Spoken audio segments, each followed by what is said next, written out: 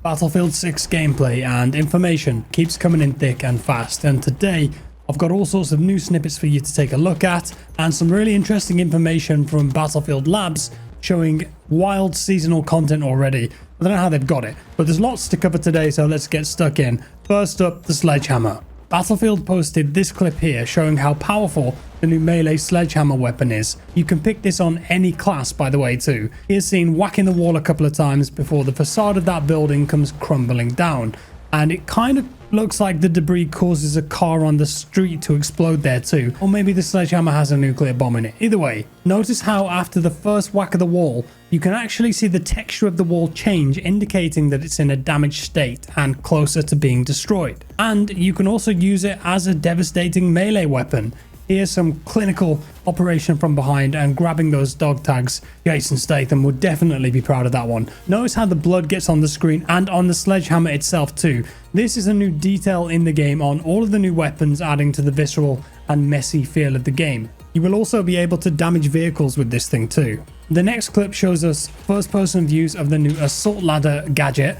This is only for the assault class and has several different use case scenarios. You got your typical ladder style action here. Oh, look at that. Rapid deployment. And that allows you to enter windows on higher stories of buildings. This will be ideal for flanking unsuspecting targets. The ladder can be picked up too after you've placed it down. Another use case here, more of a ramp mode, I would say, utilizing it to create an unusual firing position on the other side of a bus. Cheeky one, that is. I'm sure people will come up with all types of crazy positions for this. It can also be used as a bridge to cross buildings. Very powerful gadget, and the memes per second are going to be off the charts. The very moment that I'm allowed to record Battlefield 6 with the sledgehammer and ladder equipped, I'm going full Bob the Builder. I don't even care. Next, a look at the new EOD bot. We know this little guy. He's remote control. We can use it to repair vehicles, destroy vehicles or people, and arm or destroy MCOMs, but in Battlefield 6 he's got a couple new tricks up his sleeve. Now he can actually lay down pressure mines, and these will do damage to vehicles that are unfortunate enough to roll over them, and he can launch out these little explosives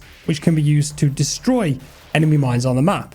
DICE have just leveled him up a bit. I'm down with it. Might actually be useful this time. Moving on, we've seen the acoustic mine before and we got to use it in the beta too, but the interesting thing in this clip is that they're playing on a map called Mirac Valley, which we've not seen any real gameplay clips of outside of a few snippets in trailers. This is the map that has the Battlefield 1 vibes like Passchendaele, and it's said to be one of the biggest at launch of Battlefield 6, with jets, helicopters, tanks and all. These mines are very deadly though, as we can clearly see. We got a before and after destruction screenshot of Mirac Valley here too. DICE want you to know that destruction is back in this game. At the start of the map, pristine houses. Of course, by the end, they're all in ruins. Trees toppled, barrels exploded. And the construction site at the back there takes a lot of damage too, probably from this crane here falling down onto it. This is a player-controlled mini-levolution event on the map, changing that section of the battlefield. And it makes me wonder what else they have in store for us with destruction. Also, I just thought, with how insane Portal is now, will we be able to take these Levolution events and moments and copy them? Perhaps put them on different locations or maps? We'll see. Operation Firestorm gets the same before and after treatment here too.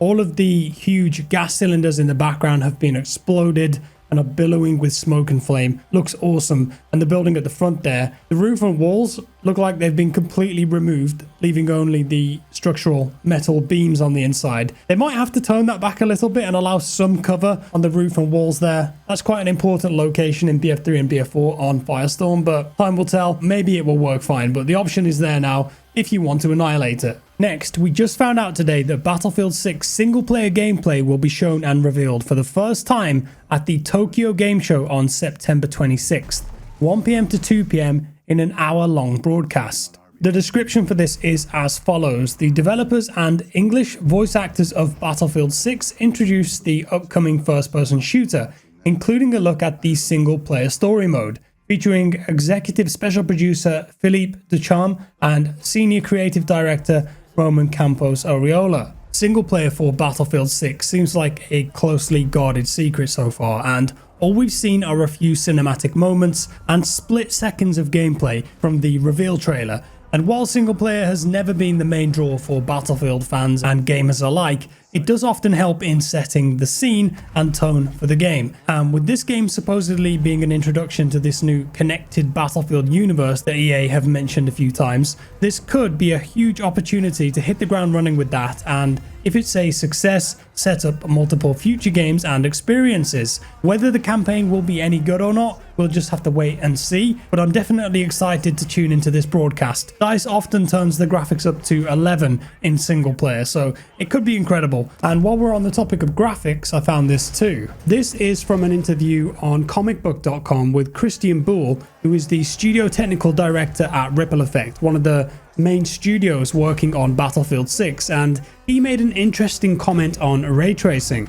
He said, "No, we are not going to have ray tracing when the game launches, and we don't have any plans in the near future for it either. That was because we wanted to focus on performance. We wanted to make sure that all of our efforts was focused on making the game as optimized as possible for the default settings and the default users. So we just made the decision relatively early on that we just weren't going to do ray tracing, and again, it was mostly so that we could focus on making sure it was performance for everyone else." This is music to my ears, and for somebody who is striving for more frames and lower latency, it's nice to hear that the dev team prioritized performance first, and based on the beta build of the game, I'd say that they are succeeding in that on first impressions. The game already looks fantastic on ultra settings in my opinion, so perhaps throwing ray tracing on top would just be unnecessary and kill the frame rate too much. Perhaps they'll add it as an option in a couple years or something, but for now, it looks like there's no plans for that, and it doesn't really seem like it's needed in BF6 anyway. I did hear great feedback from people on lower end systems though, who were saying that they were kind of surprised at how well the game was performing and how good it looked at the same time. So maybe DICE have actually managed to work some magic with the optimization on this game, and it's nice to see AAA devs actually caring about this stuff. If you've got a Nintendo Switch 2 and you're looking forward to playing some Battlefield 6 on the train, well, I'm sorry, you're out of luck for now. It doesn't look like it's going to happen. Vince Zampella, leading the Battlefield franchise now, said the following to Eurogamer: "EA doesn't currently have plans to bring the game to the Switch 2. Battlefield Studios is currently focused on PC, PlayStation and Xbox." When asked why, Zampella confirms that those were the platforms where the core Battlefield audience is present, though he adds that he is a huge Switch fan. So he's saying that it's more of an audience thing, which he's probably right about, but in terms of the hardware, from what I've read online, the Switch 2 is about as powerful as a base PlayStation 4, so I don't think it would be impossible to get BF6 running on hardware like that, although you would definitely have to make a lot of sacrifices to resolution, frame rate, overall graphics quality, etc., but it could be possible. So down the line, I'd never say never. Maybe they'll do a cloud version of it on the Switch 2. We'll see. Moving on, Battlefield Labs has been testing in the background, and although this is supposed to be under NDA, of course people release footage, and the last playtest, the people there were playing on Operation Firestorm and Mirak Valley, but there is a hacker out there who has somehow been able to hack the game, open it up, and they've recorded gameplay footage on 2 seasonal content maps which haven't even been announced. I don't want to say the names of them based on the game files, but they're obviously seasonal maps that are coming in the future, and they look done too. They look finished, and they're playing on these maps against AI, which confirms that you can do the single player style game modes that you can do in 2042 against bots in BF6. So you know how if you wanted to quickly get all the attachments unlocked for a gun, you could load up a single player game versus bots and do it there. It looks like you'll be able to do that in BF6. The 2 maps I would say look medium to large, which I like to see.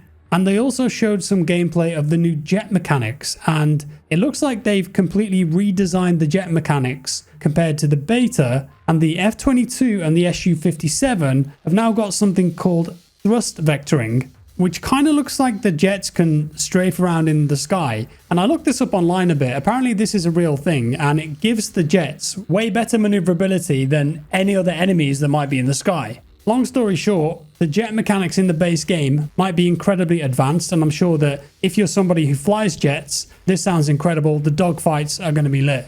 And also, bizarrely, the same hacker who got on the 2 season maps also managed to spawn into and play on the full Battle Royale map.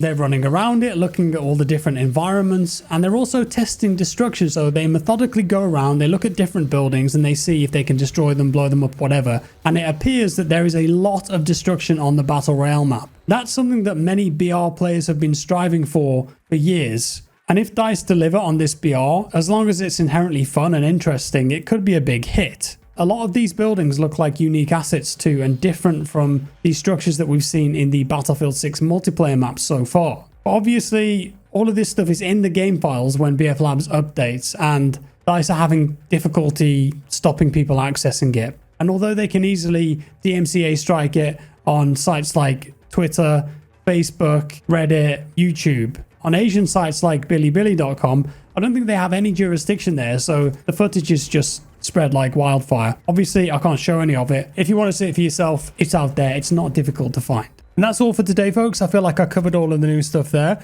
Let me know your thoughts down in the comments below. Some exciting things for sure. Only about a month to go before the game releases. It's going to come around real soon. And if you do pick up the game, consider using my code JackFrags in the EA app and I'll get a bit of kickback from that sale. Thank you for watching. Drop me a like, guys. Subscribe if you're new and I'll see you next time. Bye-bye.